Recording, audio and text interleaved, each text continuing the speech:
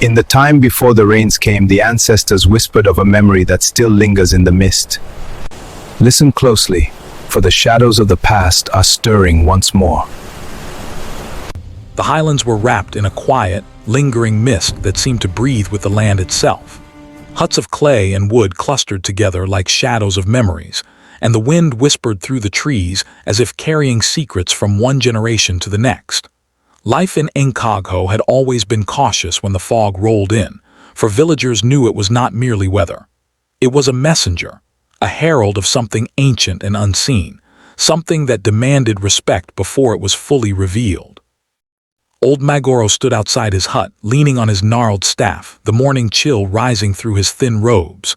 "You will see it soon," he murmured to no one in particular, "and when you do, remember what I have told you." Kato, a tall, strong youth with an axe slung carelessly over his shoulder, laughed, shaking his head. "Old man, it is only mist. You fear what you cannot understand." Magoro's eyes, pale and steady, reflected the fog as though it were a mirror. "Cold air, you say? You will see what the mist remembers before the sun sets." The young men had already begun their march toward the sacred forest, laughter and boasting filling the early morning air. Leaves crunched under their boots, and the wind carried their voices deep into the trees. Juma, smaller and more cautious than the others, glanced nervously at the twisted roots and the ancient, leaning trunks. "Are you certain this is wise?" he asked. Kato swung his axe, dismissive. "Wise or not, we need the wood. Nothing here will harm us." The first tree they approached was massive, gnarled with age, roots twisting like serpents through the earth.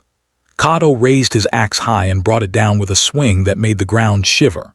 The tree groaned, then fell with a thundering crash. At that moment the mist thickened around their ankles and rose like living smoke, curling with unnatural intent, pressing softly against their skin and seeping into their senses. Birds fell silent, the wind paused, and for a fleeting moment the world seemed to hold its breath. "Did you feel that?" Juma whispered, voice trembling. Kato, his pride unbroken but fear starting to prick at him, snapped, "Feel what?" His voice faltered even as he spoke. "The mist, it's watching," Juma said, wide-eyed, every hair on his arm standing. From the shadows a voice spoke, calm and steady, echoing without wind or air. "Stop."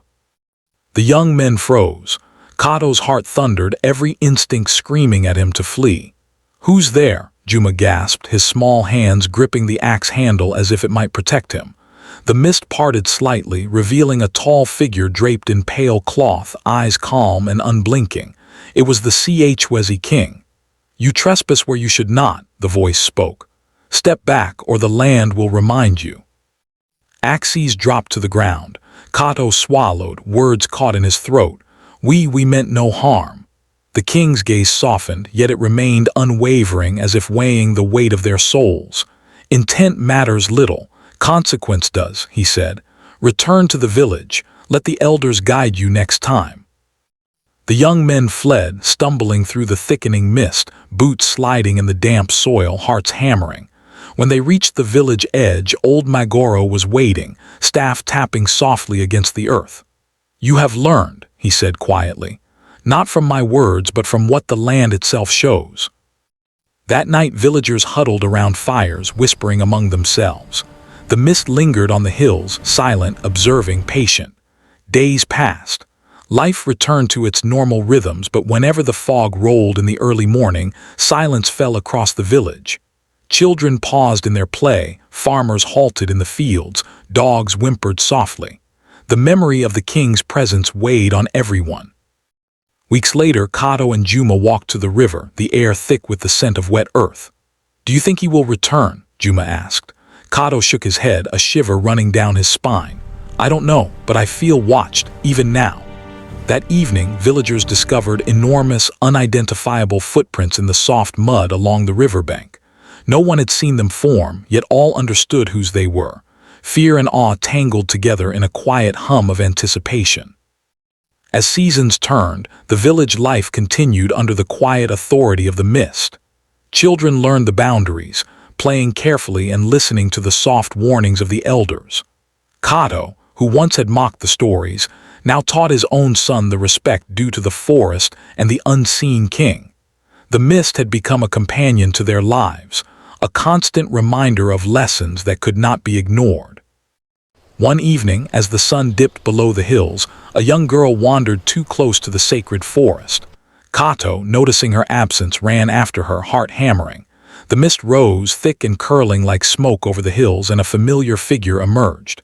The Chwezi King stood silent, calm, unblinking, as the girl froze in awe. Kato fell to his knees, guilt and relief battling within him. "Forgive me," he whispered. "I have failed to teach my children properly." The king stepped forward, mist parting like a river, revealing the child unharmed. "Fear is not the lesson," he said softly. "Respect and understanding are. Teach them well, for the land remembers." Years passed.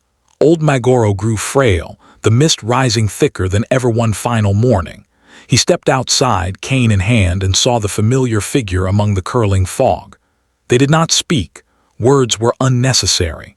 The land had already remembered everything it needed to. As the sun rose, the mist lifted, and old Magoro disappeared from the village, leaving behind a calm that settled in the hearts of all who had seen. Even today, when fog blankets the hills of Nkagho, the villagers speak softly, not from fear but reverence. They remember who walks within the mist. They carry that memory forward, teaching each generation that power unseen is respected, that the land remembers, and that the mist is never idle. Children grow hearing the story, elders recount it, and the forest stands as proof that some kings require no throne, no herald, no crown. They rule through presence, patience, and the enduring mystery of the mist. The young men who survived the first encounter lived their lives transformed. They worked their fields with care, consulted the elders more than ever, and ensured that the forest remained untouched by arrogance. At night, when the wind carried the chill of the highlands, they would whisper tales of the king to their own children, never embellishing, never mocking. The stories carried weight because the mist had proven their truth. During festivals, the villagers danced and sang, but always with a quiet reverence. The drums rolled and the songs rose into the mist, almost as offerings to the unseen presence that watched over them. Occasionally, someone claimed to see a shadow moving where the fog was thickest. And all would fall silent, paying homage without question. The seasons continued their cycle. Rains fell and crops grew. Fires warmed the night. The forest remained alive, the trees and roots older than memory itself, and the river flowed with the clarity of time untouched. Yet the mist never abandoned the village entirely. It would curl and swirl in the early mornings, reminding the people that some things were eternal, some powers unseen, and some kings walked without crown or throne. In the evenings, old Magoro would sit at the edge of the village, cane in hand, gazing into the fog. He had seen the king appear many times, always without warning, always leaving only presence and memory. He understood that the lessons were not simple, that balance was maintained not by fear but by respect. The mist was both a shield and a teacher, and those who learned its lessons thrived in harmony with the land. As time passed, even the children who had never seen the king grew up carrying the weight of his stories. They respected the forest, understood the boundaries of the village, and listened when the fog thickened. They could not explain it to outsiders, and no one tried. The legend was alive in their actions, in the care with which they tended to the crops, in the soft voices around the fire at night, and in the awe that settled whenever the mist rolled down from the hills. Years turned into decades. Kato became an elder himself, and his son taught the next generation the importance of listening, watching, and understanding. Stories of the king became ritual, part of life's fabric, woven into every celebration, every harvest, every quiet morning when the mist whispered across the highlands. The Chwezi King of the Mist had no need for recognition. He did not claim subjects, nor did he rule with a crown. His authority came from the land itself, from the awareness he inspired in those who lived there, and from the quiet fear and respect he commanded. The people understood that he was a guardian, a presence that tested, observed, and guided without demand. On nights when the fog was heaviest, When the world seemed suspended between dreams and reality, villagers would sometimes glimpse a figure among the trees, tall and pale, watching without moving. It was neither frightening nor comforting. It simply existed, a reminder of balance, of consequence, and of a power that required no display to be felt. Even in modern times, the highlands retain the memory of the Chwezi King. Travelers may see the mist settle over the hills, thick and curling, and the villagers will lower their voices, not out of fear, but because the story is alive in them. Every child who grows up hearing the tale learns that respect is more important than power, that unseen forces govern more than what the eye perceives, and that some presences are eternal. The legend endures not as a story of terror, but as a tale of wisdom and patience. Those who respect the land and its unseen guardians flourish, while those who are reckless learn the lessons of the mist.